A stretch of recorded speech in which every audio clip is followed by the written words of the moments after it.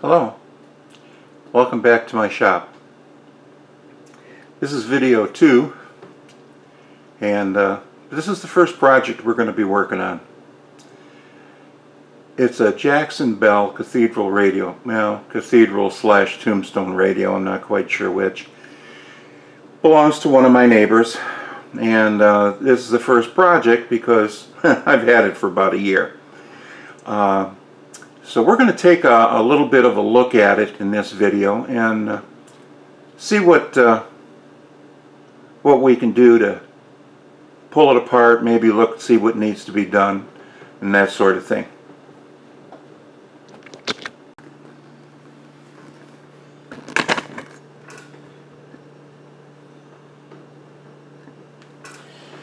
Okay, well, we've got some discoloration here on the front. This knob is loose. They use a set screw in it, and the screw is missing. So we'll have to take care of that. This side really isn't too bad, although there is a little bit of veneer missing from there, a little scratch. Trim's not too bad. Got a little nick here. Obviously, the speaker cloth, I did that, but it needed to be replaced anyway. It's very brittle, or I should say soft. This side, we have a lot more problems. Quite a bit of veneer loose here and off, scratches, a little bit of veneer missing here. We have a little chunk taken out of the trim at the bottom. I think what we're going to do is we're going to re-veneer this. Top, although you can't see it, just really needs to be refinished. That's solid wood, that's not veneer. Okay, now the back doesn't really look to be too dirty. We have a electrodynamic speaker here. This is a speaker plug transformer. We have 6 tubes. I'm not sure what year this is from. I believe it's 1930, 32, 34, something like that. The cord has been replaced at one time with a vinyl cord, but this is this is not acceptable here. So, all right, let's take a quick look and see what it takes to get this out of here.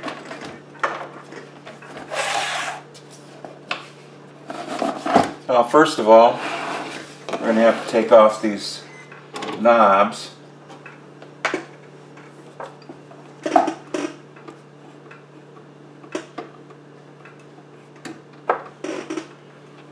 Let's see here.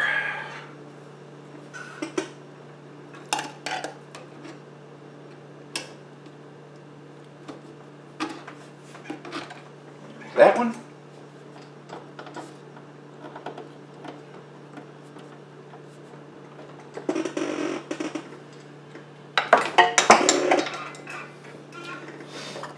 There's so much dirt in here.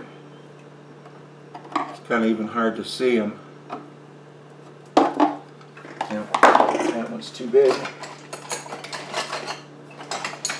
hard to find stuff on this floor, so we're going to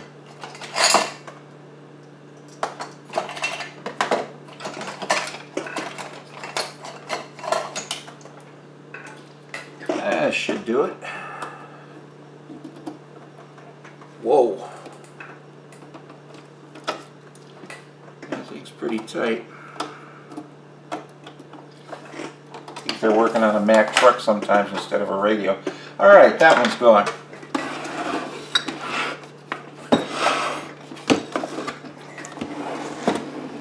do we have here? Looks like only 2 screws on the bottom.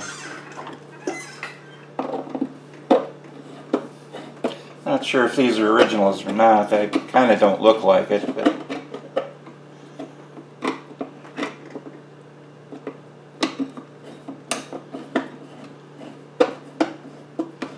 I'll leave that in for a while. We'll get this one out.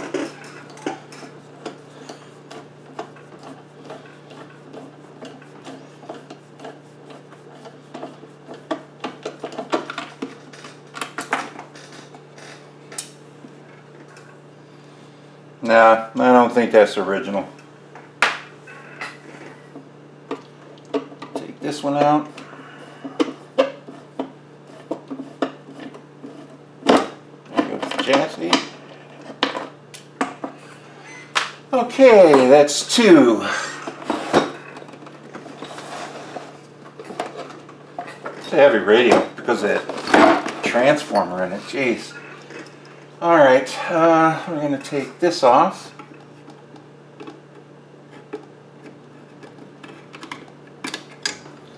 Okay, now the chassis should pull out, which it does.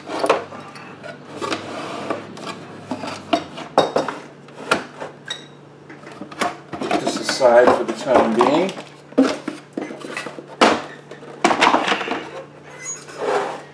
Okay, now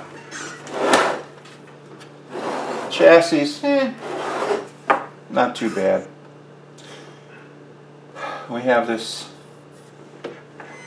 looks like it's an oscillator coil up front here. There's a transformer. You can see how much you can't see from the back. Tuning. This is not a tuning dial, as we know it. Which leads me to believe it's from the very early 30s, and we'll discuss that when we get to it. Now, let's see what it looks like.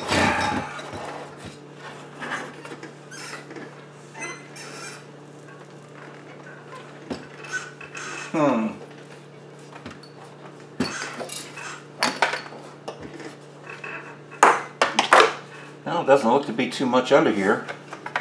Looks like we have, somebody's been in here, 2 caps. Can't read it right yet, but we'll work on that. This cap is not original here, but it probably was replaced in the 50s. Some dog bone resistors. I assume this is a cap. I can't quite read it. Yes, it is. It's a 0.5 microfarad at 200 volts. Not sure what's in here. Could be another cap. Soldered down. We're going to have a little bit of a problem getting that off. Looks like a wire wound resistor there. See what these are.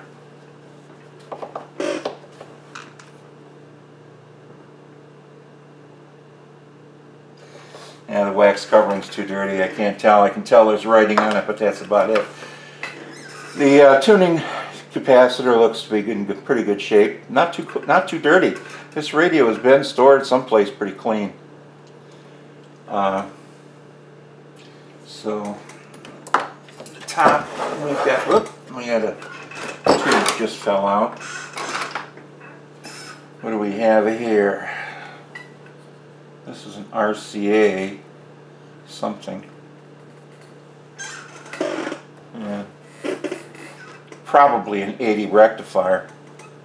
I wonder why that fell out.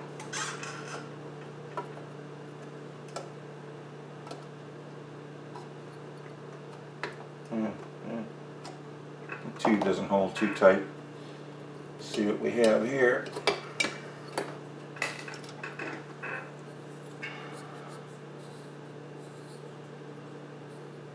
The Philco.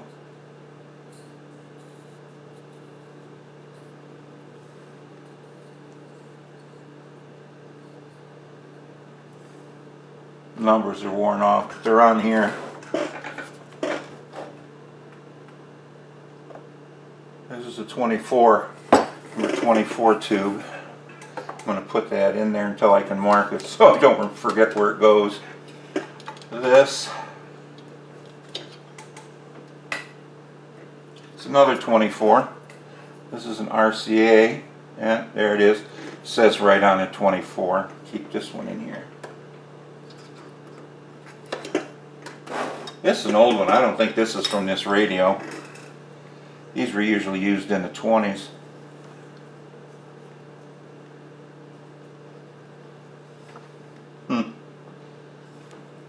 Another one. These numbers are rubbed off, usually over the years. This is a, looks like it says 45.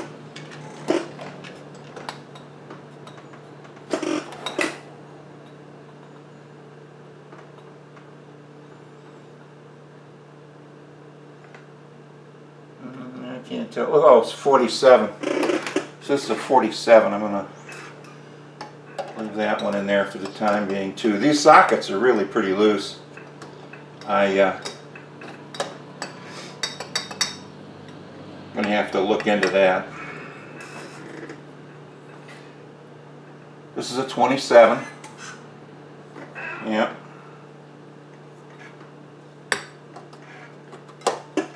And this is probably another 24.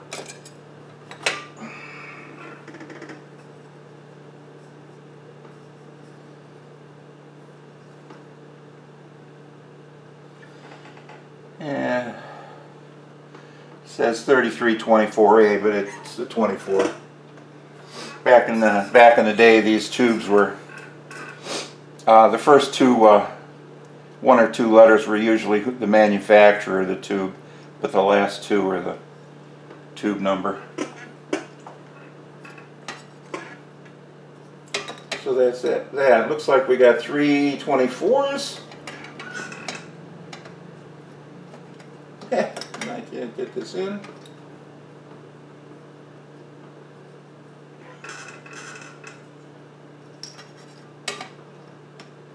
There we go. Looks like we have 1, 2, 3 24s, 27, an 80, and this, what was this? A 27 also?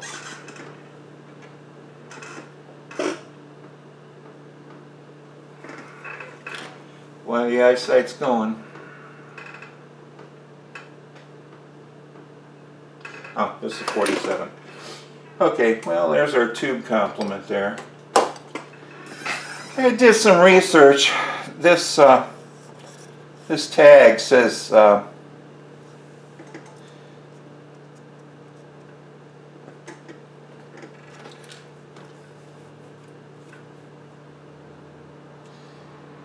Radio Corporation of America, but if you read a little closer, all it means is that this is Radio Corporation of America patents that they paid royalties for. I had a hard time tracking it down, but it does say down here Jackson Bell. This also says on here Gillifin Radio, which I think they took some patents off of that. So wires, looks like they're kind of broken. I'm going to have to replace the wires here, probably underneath. And it's the power cord. Oh, looks like there is a grommet there, but it's broken off. Not too many wires under here actually, but I can't tell. They're cloth covered, but the insulation could be broken underneath them, which is the case on top. But unless there's something major wrong with the transformer, I don't think that this is going to be too bad of a radio to work on. See what's in here. I don't think there's much. Put some wiring under here going to the transformer.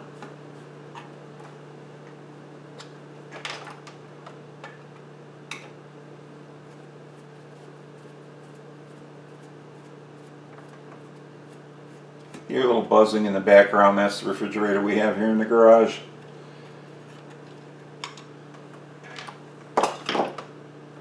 Oh, 2 more. Looks like these just loosen up.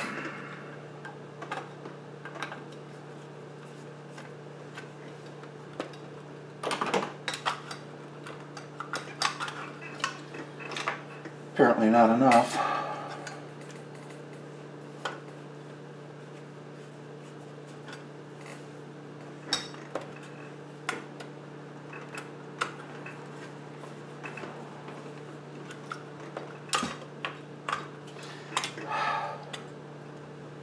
Okay, it's going to be argumentative, I'll have to take them out.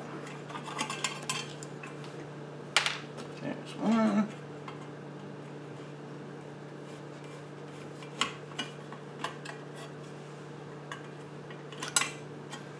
There's two. And there you have it. Now there's a rat's nest. Although the wires look pretty good, I don't think we'll have too much to worry about. This is the output to the speaker. I imagine this is for the voice coil and these two are for the field coil. We have a ground clip here, an antenna clip. These are called actually fan stock clips, F-A-H-N. A lot of people don't know the name of them, but those are fan stock clips. I do have some here. I might end up replacing them, I don't know yet. We'll see how the whole thing goes. I imagine these are the IF transformer, or IF and RF transformers. But we'll have to get into this. I did find a schematic for this. Very hard to find, actually. And it's not real clear. From my research, this could be any number of radios built by an independent place in California. I can't think of the name of it right now, but they built a lot of radios for a lot of people. Oh, looks like that's crooked. Okay. So that's going to be it for this video. Next video we're going to see, we're going to take some tests on the coils, make sure they're okay. On the transformer, make sure they're okay. And look underneath, make sure there's nothing shorted or anything like that. And then we may try plugging it in and powering it up and see what happens. Okay, well, thanks for watching. See you on the next one.